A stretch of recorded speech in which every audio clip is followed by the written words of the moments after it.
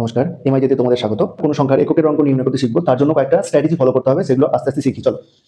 10 পাওয়ার 4 মানে 81, এটা আমরা জানি। 7 পাওয়ার 4 মানে 2401, 9 পাওয়ার 81 মানে 2081, অর্থাৎ প্রত্যেকটা ক্ষেত্রেই কিন্তু এককের অঙ্কটা হচ্ছে 1। এবার দেখো, আমাদের যদি কোনো একটা বড় সংখ্যা দেয় 3583, তার পাওয়ার 26 যদি দেয়, সেটা যদি আমাকে এককের অঙ্ক বের করতে বলে, তাহলে কিন্তু খুব সমস্যা হয়ে যাবে। তাহলে এটাকে আমরা কি করে সাজাবো? দেখো, আমরা 26 কে লিখবো কি 24 যোগ 2। তাহলে দেখো, তাহলে 3583 পাওয়ার 4, তার পাওয়ার 6, তাহলে 4 6 24 আর 2 26, তাহলে 26 মিলে গেল। এবার এটার পাওয়ার 4 করলাম কেন? কারণ যে আমরা জানি 3 এর পাওয়ার 4 করলে তবেই এককের অঙ্কটা 1 আসে। 1 এর পাওয়ার তুমি যাই করো না কেন, একই হবে। তাহলে এখানে দেখো, এখানে এককের অঙ্কটা কত? 1। আর এখানে 3 এর পাওয়ার 2 মানে এককের অঙ্ক কত? 9। তাহলে এককের অঙ্ক কত দাঁড়ালো? 9। এবার তারপরে অঙ্কটা দেখো, এখানে আছে কত? এককের অঙ্কটা 7। 7 এর পাওয়ার 33 আছে, তাহলে 33 করলে পরে তবে এককের অঙ্কটা বেরোবে। তাহলে এটাকে আমরা জানি 7 এর পাওয়ার 4 মানে এককের অঙ্কটা 1। তাহলে এটাকে আমরা 4 এর গুণিতক হিসেবে সাজাবো। কিরকম করে? দেখো, 4 8 32 আর যোগ 1 মানে হচ্ছে 33। তাহলে দেখো, 7 এর পাওয়ার 4 মানে এককের অঙ্কটা 1। 1 এর পাওয়ার যাই করি না কেন, এককের অঙ্কটা কত হবে? একই হবে। আর এখানে এককের অঙ্ক কত? 7। 7 আর 1 গুণ করলে 7, তাহলে এককের অঙ্কটা 7। তোমরা বলো 327 টু দি পাওয়ার 9 এর এককের অঙ্ক কত হবে?